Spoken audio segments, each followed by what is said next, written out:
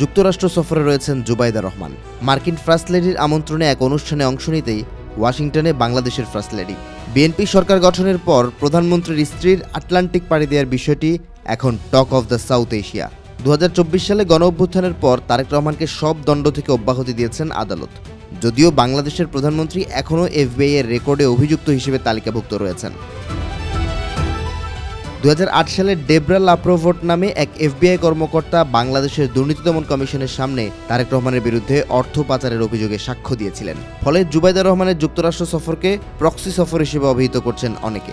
সম্প্রতি north east নিউজের প্রতিবেদনে উঠে এসেছে এই তথ্য, যেখানে উঠে এসেছে আঞ্চলিক ভূরাজনীতির বেশ কিছু জটিল মারপ্যাচ। মধ্যপ্রাচ্যে যুদ্ধ শুরু হবার পর থেকেই বাংলাদেশকে জিসোমিয়া ও আকসা নামের দুটি সামরিক চুক্তি স্বাক্ষরের জন্য চাপ দিয়ে আসছে যুক্তরাষ্ট্র। ট্রাম্প প্রশাসনের ধারণা ভূরাজনৈতিক জটিলতার কারণে বাংলাদেশে সামরিক ঘাঁটি স্থাপনের প্রক্রিয়া দীর্ঘমেয়াদী হতে পারে, যাকে বাইপাস করতে পারে এই দুটি চুক্তি। ইরান যুদ্ধের প্রেক্ষাপটে বাংলাদেশের সাথে যুক্তরাষ্ট্রের সামরিক সহযোগিতা চুক্তি সই করা জরুরি হয়ে পড়েছে, কারণ পরিবর্তিত ভূরাজনৈতিক প্রেক্ষাপটে মার্কিন সেনাদের ঢাকা ও কক্সবাজার বিমানবন্দরের অ্যাক্সেস প্রয়োজন।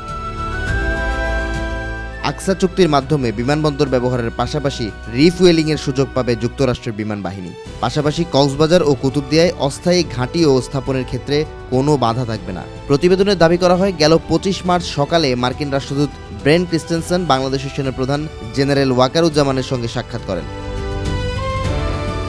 সেদিনই সশস্ত্র বাহিনী বিভাগের principal staff officer lieutenant general Mir Mushfiqur Rahman সেনাপ্রধানকে চুক্তি দুটির সবশেষ উদ্যোগ সম্পর্কে অবহিত করেন। আর এর আগের দিন প্রধানমন্ত্রীর নিরাপত্তা উপদেষ্টাকে নিজ কার্যালয়ে আমন্ত্রণ জানান সেনাপ্রধান, জানতে চান সরকারের অবস্থান। অন্তর্বর্তী সরকারের জাতীয় নিরাপত্তা উপদেষ্টা ডক্টর খলিলুর রহমান বর্তমানে বাংলাদেশ সরকারের পররাষ্ট্রমন্ত্রীর দায়িত্ব পালন করছেন। নর্থ ইস্ট নিউজের দাবি, সেনাবাহিনীকে না জানিয়েই তিনি রামু ক্যান্টনমেন্টে যুক্তরাষ্ট্রের অবাধ সামরিক কার্যক্রমের অনুমতি দিয়েছিলেন। এরপর থেকেই ডক্টর খলিলকে সেনা সদরে অবাঞ্ছিত ঘোষণা করা হয়। জাতিসংঘ সাধারণ পরিষদের সভাপতি পদে বাংলাদেশের প্রার্থী ডক্টর খলিলুর রহমান। ইতোমধ্যেই 3 ন্যাটোভুক্ত দেশ যুক্তরাষ্ট্র, যুক্তরাজ্য ও তুরস্কের সমর্থন পেয়েছেন তিনি। ধারণা করা হচ্ছে, সভাপতি নির্বাচিত হলে রোহিঙ্গা ইস্যুকে কেন্দ্র করে রামু ক্যান্টনমেন্টের উপর নিয়ন্ত্রণ প্রতিষ্ঠা করবে জাতিসংঘ। এর মাধ্যমেই যুক্তরাষ্ট্রের একটি প্রক্সি স্টেটে পরিণত হবে বাংলাদেশ।